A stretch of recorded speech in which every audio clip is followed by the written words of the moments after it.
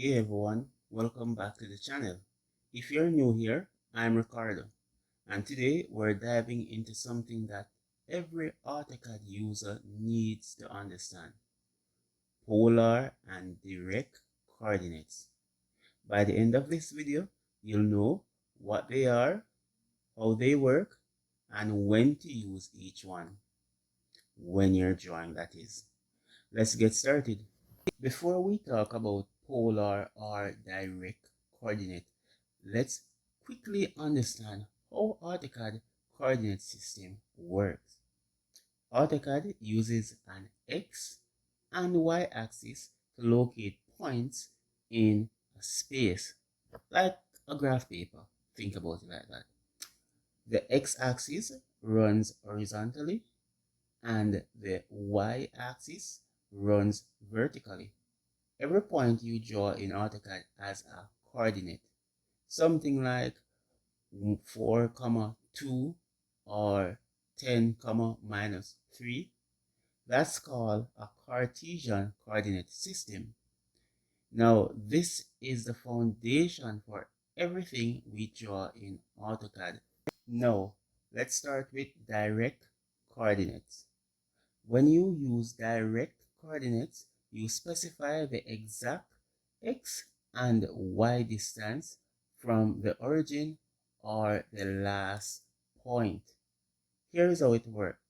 I'm going to type line and press enter. I then click the first point anywhere on my screen. Then finally, for your next point, something like um, 5, 3. Let's enter that and then press enter on your keyboard. AutoCAD just drew a line that is what?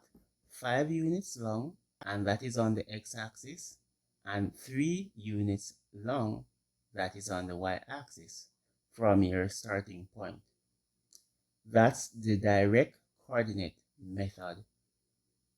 Now, what you're doing in this instance is that you're telling AutoCAD exactly where the next point is located. Now, let's look at polar coordinates, which are super useful when you know the distance and the angle instead of exact x and y position.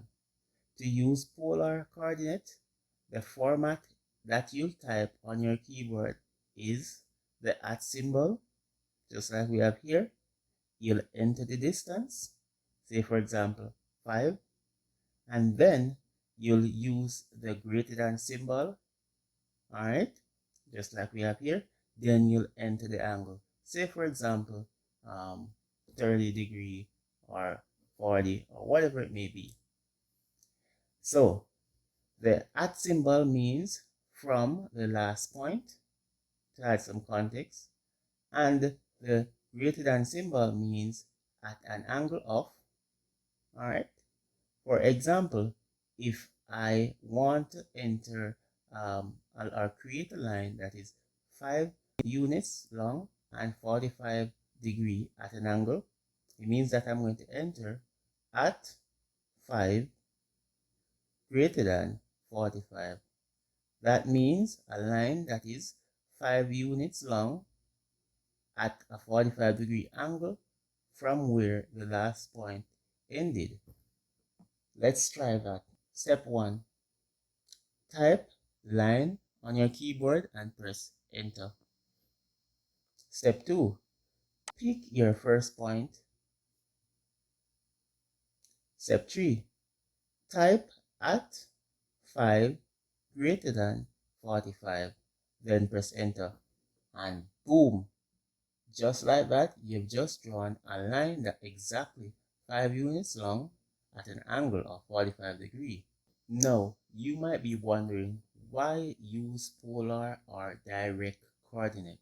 Direct coordinates are great when you know exact x and y position, like drawing floor plans or mechanical parts with fixed dimension. When we talk about polar coordinates, this is perfect when you're working with angles or distance, like in architectural drawing, piping, layout, or even engineering components.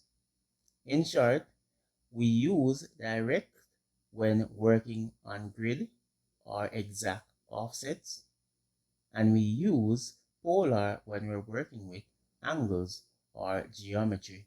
By the way, if you turn on polar tracking down here at the bottom of the screen, AutoCAD can help you to draw at specific angles like 30-degree, 45-degree, or even 90-degree automatically. This makes it even easier to use polar coordinate without having to type angles manually. And that's it. You've just learned how to use direct and polar coordinates in AutoCAD. Understanding these methods will make your drawing more precise and your workflow much faster. If you found this video helpful, don't forget to like, subscribe, and hit that notification bell so you don't miss out on our next tutorial. See you in the next one. Thanks for watching and keep designing with purpose.